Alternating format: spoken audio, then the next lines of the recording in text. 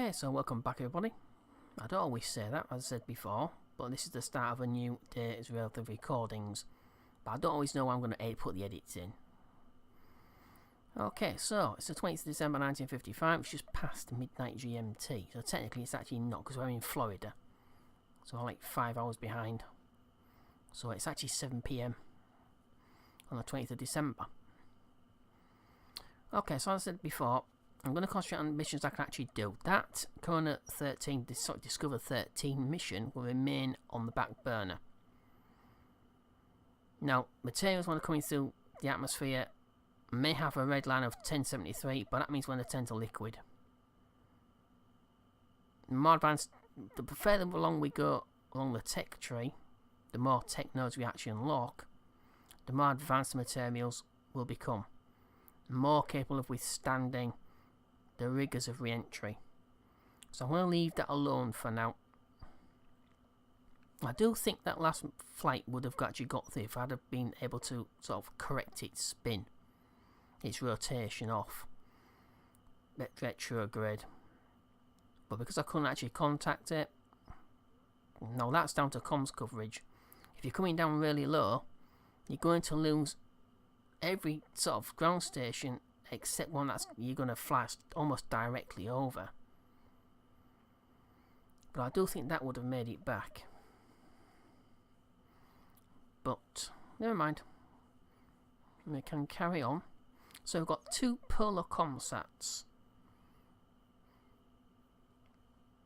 And we've got a number of, well, equatorial orbital satellites that I can bounce signals off as well. So I'm going to carry on building up my bank balance, and I'm going to upgrade a number of other launch sites as well around the planet, especially equatorial. I'm not too keen on polar. Polar orbit's pretty much difficult in regards of where you actually sort of launch from. Alright, so we have a lunar impactor mission. I believe it's in here. Yep, 364 days, 20 hours, 37 minutes and 36 seconds. In other words, 365 days. We've got a year. I've already done one of these already. We've done a number of lunar flybys as well. So that's not going to pose one. But what I need from these missions is the science. I need to be able to unlock future tech nodes so I can upgrade the materials. So the materials will actually become more advanced without you ever having to actually do anything. It's become more and more capable, like I said. Alright, so this is 156,250 advanced, 156,250 on completion, plus 16 science and 90 for reputation. It's the science I'm after. But I lose twice as much as the deposit if I don't complete. So we've got nothing else. I think we've looked through this before. As I said, I've just begun another batch of recordings, so I can't remember exactly. Analyzation scan of the moon, very interesting, but I'd like to just get some successful missions under my belt again after those polar orbital. We made polar orbit a number of times, but we just didn't get anything back. Got first geostationary satellite there as well. Okay, so into the VA bay and take a look around, see what I've got to build a new launcher. It'll probably based on the ones I've already been using. I want to go move away from the R7. The R7's it's quite heavy by itself, and it's also, like I said, I don't like laterally attached boosters at the best of times. I don't mind the small SRBs because you can let them go. They're pretty effective, but when you're moving something away that's the size of something like the RD 107s, is it? Yeah, the 7s are the boosters. They tend to get a bit, it's a bit hard in your mouth sort of thing when they start separating, because you think they're going to sort of wobble in to the core booster, the core stage. Okay, so it's a VAB. Okay, something else I've figured out myself, so in the VAB at Kennedy, something else I've figured out is that if you have a launcher that you want to modify, it's best if you just scrap the launcher and start again. You can do exactly the same thing, do a clone of it, but don't try alternate because you get all sorts of, like basically we saw with the action groups. For some reason, when you delete an action group function from a particular part, it remembers. So you can put your shoots in at number 1 first of all, then you change your shoot from number 1 at arms at 3 kilometers. You're below 3 kilometers and you tap 1 to do something else because you've wiped that off. You put some other function there, something like, I don't know, well, 10 on your top end avionics, something like that, just to save power on the launch. And it activates your shoots, and you activate, and the shoots open up, and because you're below 3 kilometers or whatever the altitude you set them at, and it completely destroys your launcher. Well, it causes some problems. You have to cut the shoots yourself manually. So, like I said, if you want to modify a launcher, it's best if you just scrap the thing and do another one. You do exactly the same model, exactly the same tanks and everything else, but scrap the original and do another one. Otherwise they can't actually remember. Alright, so I'm going to start with the spacecraft itself. I'm not going to be, I can use an avionics package for this because I'm not bringing it back. But saying that, these are actually more effective because they're lighter. That's 0.05, that is a ton. That will actually control. This part can be configured to allow control. Yeah, it can be configured, but it's a lot heavier. So if you're only taking something that's pretty small, I would say use that. Just what I've used on my latest ComSats. That allows you to control up to 200 kilos. And it is only 50 kilos, so it's 150 kilo mass left over. So I think that's what it says on that. I'll just check. Yeah, 200 kilos, 0.2 of a ton. It uses from 50 watts to 1 watt. So 1 watt it uses in standby, and 50 watts in active mode.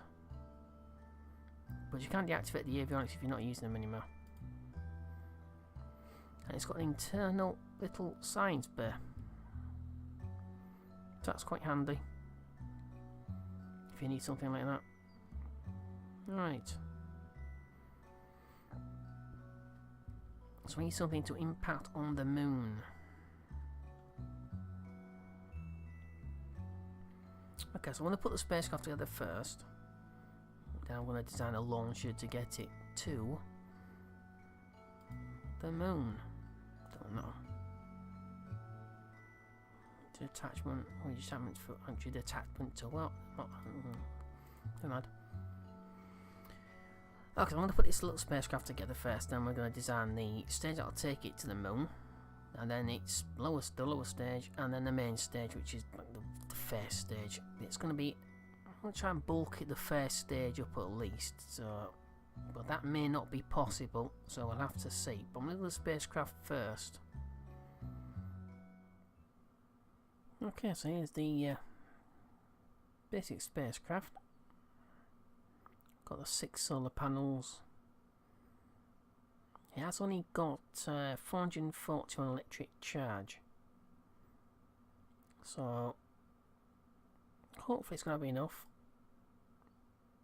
I don't know to add anything else, you know. It's already 159. It's only 159 kilos actually, so I didn't realise it was only 159. These solar panels need to be sort of tweaking a tiny little bit. I don't want things with 0 mass. Actually, I've already got it, haven't I? Damn. Yeah, I forgot about that with the solar panels. They should be okay because they're set at 0 mass. Similar to some of the some of these parts. Well, basically, it won't be 0 mass. It'll be a fraction of a kilo. It's not that big. So we've got the camera here. So we will be taking some pictures again on the way down. 3 basic antennas 400 kilometer range on each one, so they're actually better than the other sort of basic antennas I've actually been using, which are these ones. They're only 100. They are 400. And that is 4 million. But the thing is, this spacecraft will bounce its signals off its mother craft. That's the tank here. So I'm not entirely sure. That's 100 kilometers. We'll still be able to get signals there, but I might not be able to get signals back. So it might be an idea to actually add some more. Yeah, would be an idea. But that's a basic craft anyway. So I need to add different types of antennas on. At least one of these, maybe even two. They're such ugly looking things though. So I'll mount them sort of in between. There. Oops. There we go. So I mount those in between. They don't use up any electric charge until actually sort of required to transmit. If you receive it, doesn't need to use any electric charge, except what the avionics package will probably use to interpret signals. So I'm going to angle those in. I'm going to angle those.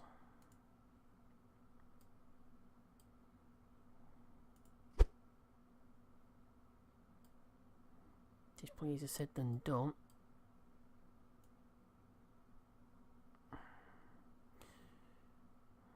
Okay, so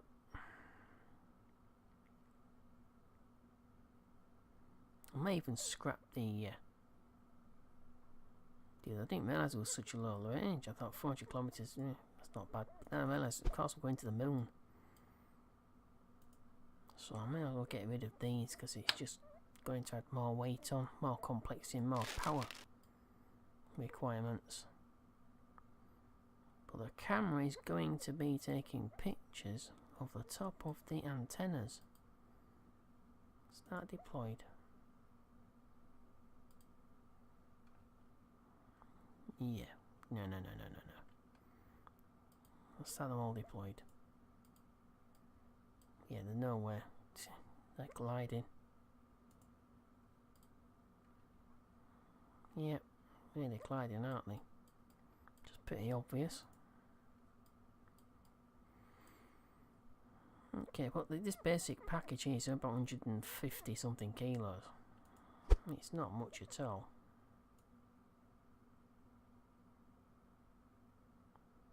Let's clear it just so. I'm only putting 3 on because it's not because of redundancy. I mean, redundancy obviously best if you put at least 2 things on. If it's an important mission, you want to put more than 2 on. So I'm actually using 3 just for central gravity. That's the only reason. There's no actual sort of technical reason, because I can always launch another one that's not that expensive. Right, so that's the basic. That is now this basic spacecraft. Obviously, I'll store these. Yeah, I need batteries as well, I believe. I think I'm going to have to put some procedural power packs on, because I don't think these are going to fit there. No, they're a bit too, they're a bit too big. It's a tiny little spacecraft, so I'm going to have to use procedurals. So I'll probably try and put 6. And this is for redundancy, also for centre of mass. So if I put 6 of these on, let me shape them. Just so going between these solar panels. I have no idea why some objects, some parts will actually line up properly, and the other ones just will not. So that is it. That's the latest impactor. Procedural probe cut into a squat spheroid. 3 of the 4mm antennas, 6 batteries and 6 solar panels, 2736.8 electric charge, and the whole thing weighs 175 kilos. Nice. Nice and simple. And the more simple things are, the less things are to go wrong. Well, that might not be quite correct. So the more things you've got, the more things you've got to rely on in case someone else breaks. But, you know, when you're going to the moon, it's like going to Mars or something with a manned mission. So, alright, so science. Do I need to bring some science back? I think I may need to. Do I? No, I don't. Impact the moon. So I'll just take some. It's another sightseeing mission, basically. Now, I'm going to try and gather as much data as possible during this. Try and get a feel of how much delta V it's going to need to slow this thing down. Not this thing, but the future craft to try and soft land on the moon. Alright. So that is it. That is I, Luna. I for impactor. I didn't do that with the last impactor mission, which is Luna 3, I believe. I'm going to do it with this one. So I means E means elementary. Also the comm satellites with all the constellation. So I need to put some more of those up as well. And I think that's about it for the craft anyway. So I'm going to put the second stage, not second stage, it might be a second stage, but I doubt it. I'm going to put the orbital stage down here. So this is the path that will take it to the moon, maneuver into position, and create the impact point. Alright, so, and hopefully I can lift the whole thing, otherwise I'm going to have to scrap everything. But I can't see, the opponent's lifting 175 kilos. It's tiny. So I'll do the launcher directly underneath. Okay, so there's the service tank and its little engine, 1 kilonewton thruster. Gives 5 minutes 51.7 seconds worth of burn time, 1257 delta V. Now 0.26, that's not so bad. It's not so bad. Obviously, and obviously it's not going to be a launcher, which is obviously what it's not supposed to be in any case. That's okay. It should be okay. This is also I'm going to try and achieve orbit before I do the impact. We should have enough delta V to do everything. Maybe there's a little bit too much fuel. I don't know. Maybe. This has a decoupler on the top as well. This is basically exactly the same as I showed you earlier, just now. But these are being pushed. I've used the offset tool to push them further up the decoupler.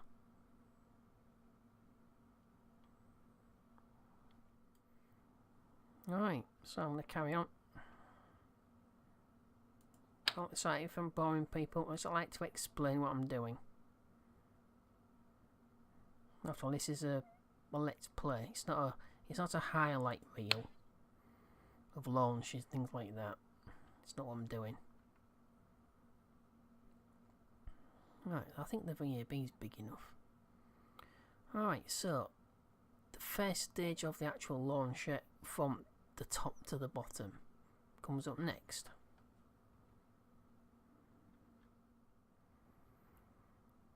Okay, so this is the second stage. We're up to 45 tons. So we've got plenty of weight for the first stage. This is the second stage. I noticed that it required a lot of ullage. So I've had to put 6 of the T.2.5 KS 18,000, which is these ones, which produce 82.74 kilonewtons. Even 6 of those only providing 1.1, just enough to give enough ullage before I ignite this second stage.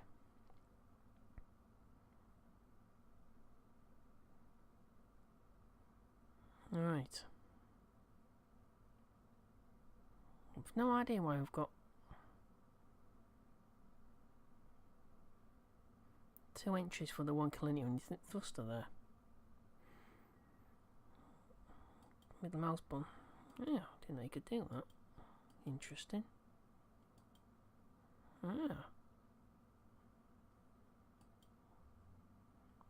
Yeah, so that is an LR-79. Exactly the same as the first stage propulsion unit on the previous launcher. And the second stage was the LR-89. Which, take a look at, lets me have them. So we've got, so gimbaling's vector is 8 degrees.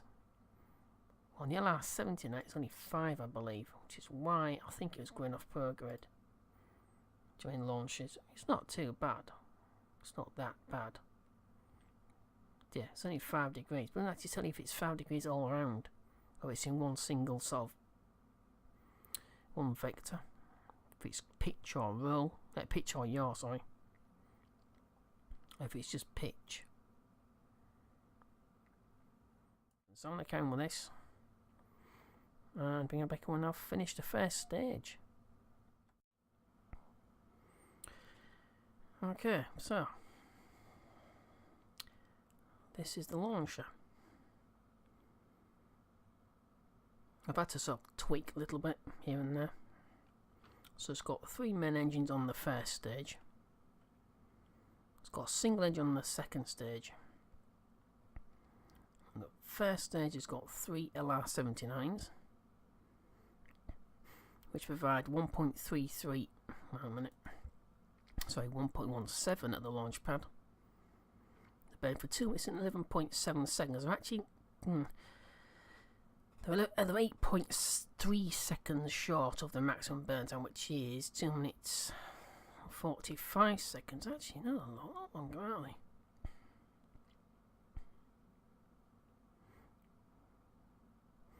Oh, that's right, because I've got 3 of them on there now. So I tried it with 2. I didn't quite have enough lift to weight.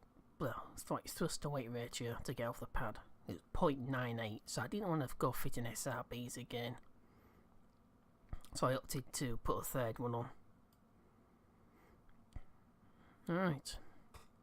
So that's the first stage. Gives you 2,361 meters per second for 2 minutes and 11.7 seconds. So that's not bad.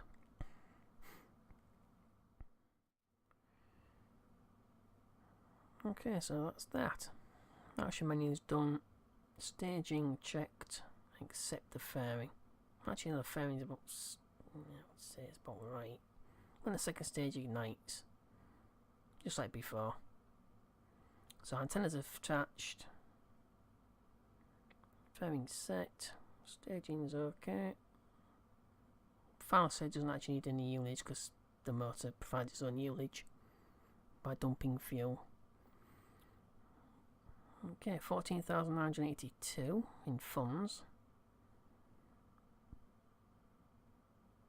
Attach 3 antennas to the second stage and 3 to the final third stage. It's knocked a little bit of delta V off, just under 14,000, just over 14,000, it's just under, but we'll see if we can make some of that up. Also, attaching the fairings can also reduce the delta V down by quite a lot. I don't weigh that much, but 8 kilos. No, 5 kilos, that's 15 kilos just with the 3. So that's extra 30 kilos with the 3 on this stage as well. Alright, so that's that. So I need to get it clamped up, build it, roll it out, and then go to the launch pad. So I'll clamp this up. Okay, so finished. Just increase it by about a day. 17 days, 16 hours, 8 minutes and 49 seconds. Only 16 days. But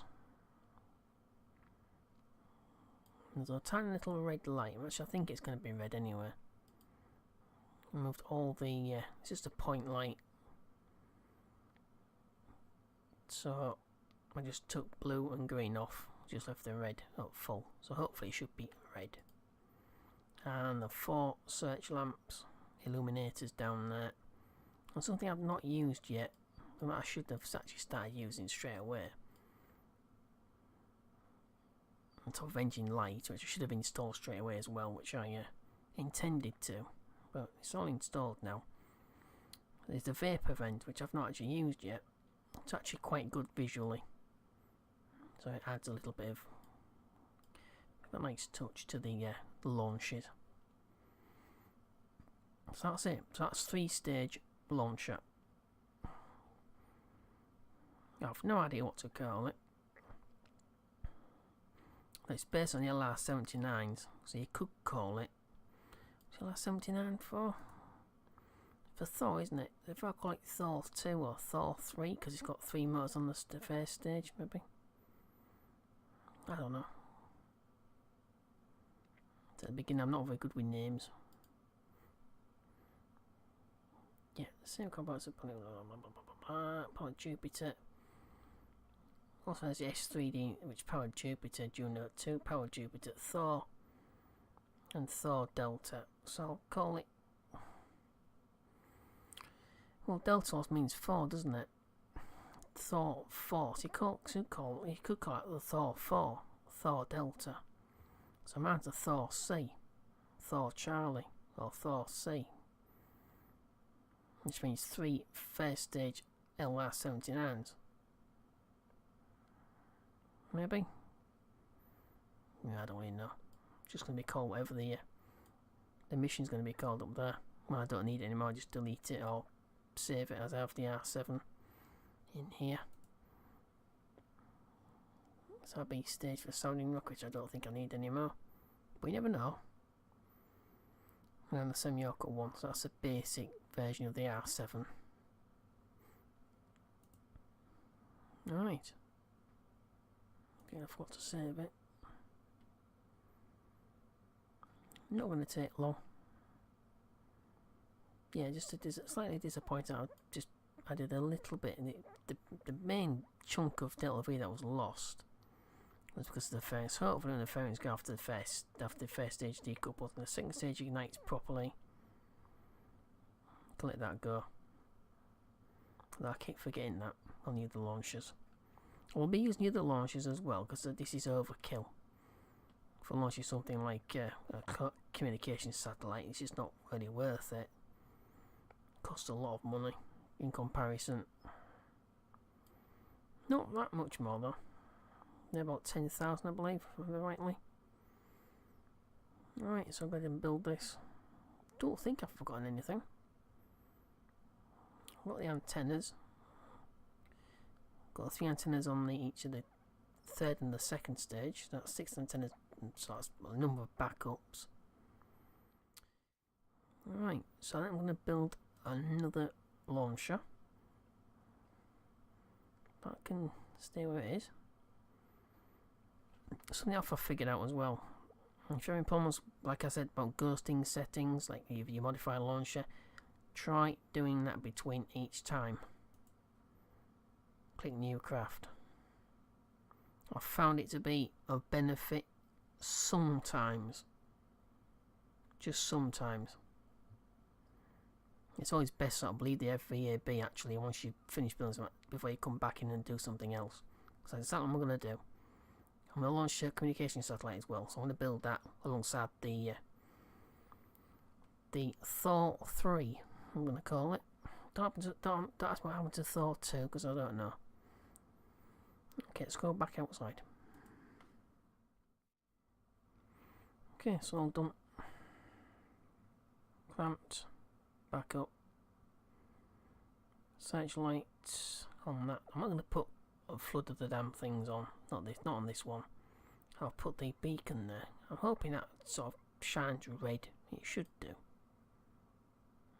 We can't actually. I can't say. Yeah, there we go. See, it is red. So, turn these off.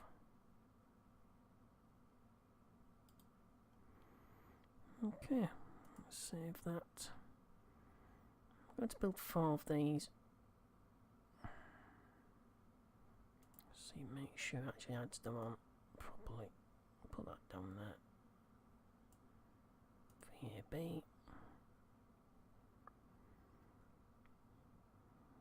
Okay, so as I said earlier on, I'm going to concentrate on missions I can actually do, so I can recreate as much science as possible,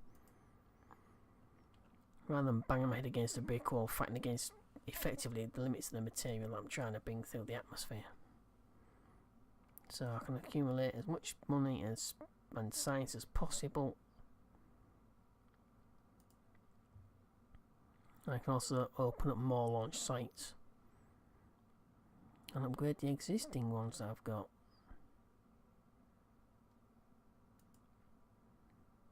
So that's 4. Even if they build and I don't need them, let's say I need to modify this to give it a little bit of extra delta V, to complete the mission. Especially that the early com satellite test, which is 4,100 something by 8,000. I don't think this would not have enough delta V to get there. I doubt it. I seriously doubt if it would. But the minimum periapsis for the 4 satellite contracts for the remote, effectively it's a remote tech contract, is 2,900 kilometers. So that's not bad. I can make that. So I'll bring the periapsis to about 3,000 and then bring the apoapsis up slightly below that, or above that. Right, so that's the 4 comsats being built. 17 days as well. Just 3 hours. Yeah, so it's 3 hours. So it's 5 hours ahead. Actually, it's not. It's 49 minutes, isn't it? 3 hours and 49 minutes. So it's 5 hours. No, 4 hours and 50 minutes or so. 5 hours and 10 minutes. What are you talking about? Right. So it's just it's about 4.5 to 5 hours before Luna 4 is ready to launch. Okay, right. I think that's it. So I've got 5 launches being built. Okay, so back out. Okay, so it's probably a good idea to get the 4 ComSat launches out the way first. But I would like to see how this flies.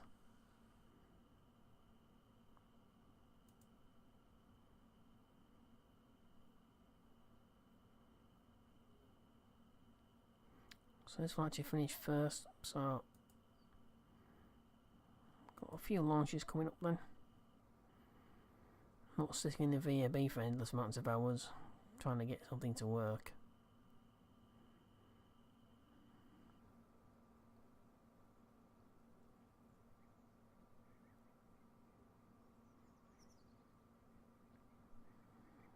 Right, so I'm going to go ahead and roll out, because I'm going to have to match phase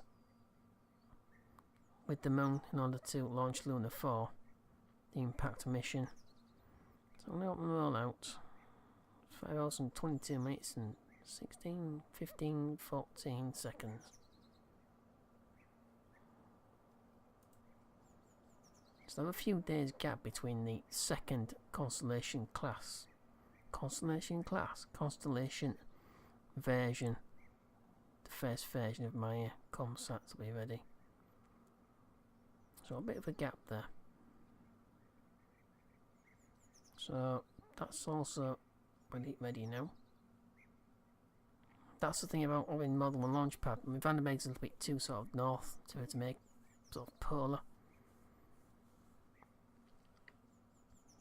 But if I had a launch site somewhere near the equator than Florida, I could maybe avoid having to spend so much time in between lunar launches. I mean, Kenny's not too bad, but it's still not absolutely spot on the phase of the moon.